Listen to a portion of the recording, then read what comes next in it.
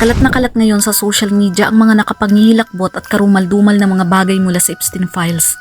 Ang Epstein File ay binubuo ng napakaraming dokumento, kasama ang mga court records, contact book, flight logs, mga karumaldumal na larawan at video ng mga ebidensyang hawak ng FBI at DOJ. Ang mga larawan at video ay pag-aari ng isang Amerikanong negosyanteng kriminal kasama ang kasabwat nitong si Ghislaine Maxwell. Hindi lamang dahil sa mga nakapanghihilakbot na larawan at video na kumakalat ngayon online ang dahilan kung bakit ito biglang nag-trending, dahil kasama rin sa mga files ang mga impormasyon tungkol sa kanyang mga kaibigan at kasama, kabilang ang mga sikat na tao, politiko at iba pang kilalang personalidad tulad ni Elon Musk, Bill Gates at Trump at marami pang iba.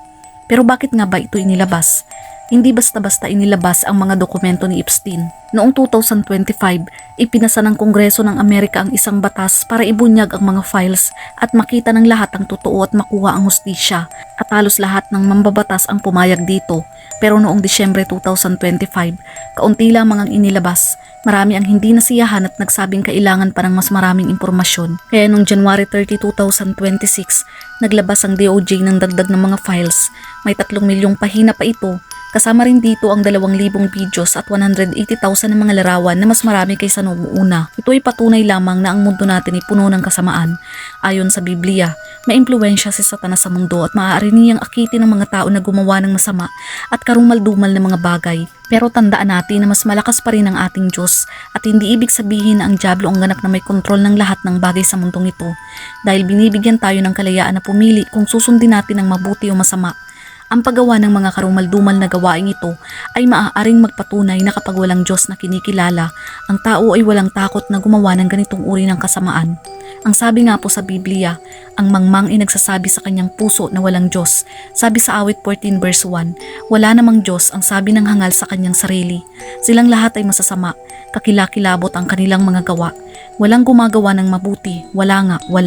Bilang mga mananampalataya, alam nating tayo'y nasa Diyos kahit na ang sanlibutan ay nasa kapangyarihan ng dyablo, at naniniwala tayong ang Diyos ang ganap na may kontrol ng lahat ng bagay. Kahit paminsan ay matagal bago makita ang hustisya sa mundong ito, tayo ay merong Diyos na nakakakita ng lahat at hindi niya pababayaan ang mga taong gumagawa ng kasamaan. Siya ang ating tagapagligtas at tagahatid ng katarungan. Alam niya ang lahat ng nangyayari. Alam niya ang mga hinaing ng bawat isa at tiyak na ibibigay niya ang nararapat na parusa sa mga nagkasala kahit pa makatakas sila sa batas ng tao sa mundong ito. Panatilihin nating matatag ang ating pananampalataya at manatiling tapat sa Panginoon. Mga kapatid, ang pinakasagot sa mga kasamaan sa mundong ito ay ang pagkakataong makilala at tanggapin ng Panginoong Hesukristo ng bawat isa sa kanilang buhay. Ito ang tanging paraan para bigyan ng pag-asa ang lahat ng tao na makapagbago at makatanggap ng tunay na hustisya at kaligtasan. Kaya bilang mga Kristiyano, kailangan nating doblehin ang ating sipag sa pangangaral ng salita ng Diyos para ipakita ang katotohanan at kaliwanagan sa mga hindi mananampalataya. Sabi nga sa 2 Corinto 4 verse 4, ang Diyos ng sanglibutang ito ay binubulag ang mga isipan ng mga hindi mananampalataya nang sa gayon ay hindi nila makita ang liwanag ng mabuting balita ng kaluwalhatian ni Kristo na siyang larawan ng Diyos. Mga kapatid, ang mga karumal-dumal na kasalanan ng ating nakikita ay patunay lamang na kailangan ng mundo ng mensahe ng pag-ibig at pagbabagong loob mula sa Diyos. Kaya't magtulungan tayo na ipalaganap ang salita ng Diyos ng may sigasig, pag-ibig at determinasyon, dahil dito nakasalalay ang pag-asa ng maraming kaluluwa.